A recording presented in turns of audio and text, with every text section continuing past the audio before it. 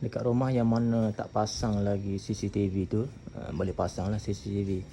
Dekat depan rumah saya ni ada 1, 2, 3, 4. 4. Dekat belakang 1, dekat tepi tu 1. 5. Dekat dapur 1, dekat dalam bilik kucing 1. 6, 7. Yang mana ada rumah tu yang belum pasang lagi CCTV ni, boleh pasang lah CCTV ni. Yang mana ada claim income tax tu, boleh claim tahun depan untuk pelepasan cukai sebanyak 2,500 lah maksimum. Jadi yang mana nak pasang CCTV tu boleh claim untuk pelepasan cukai sekali lah. Jadi bolehlah guna untuk CCTV dekat rumah lah. Sangat berbaloi lah untuk pelepasan cukai tahun depan lah. CCTV ni dah jadi benda wajib lah pasang dekat rumah. Biasanya sekarang ni dekat kereta pun dah ada CCTV kan, dah ada dashcam.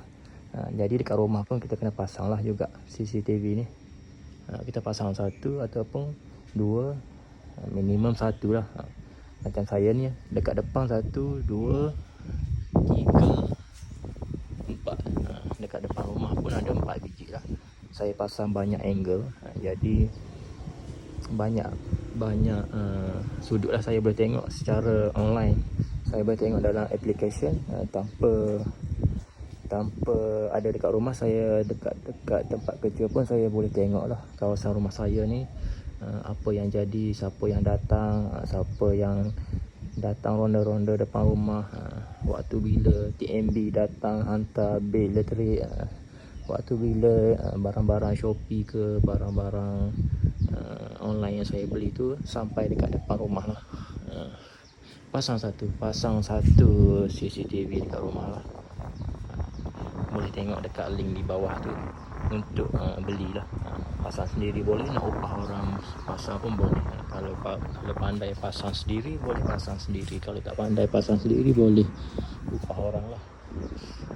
Wajiblah pasang 1.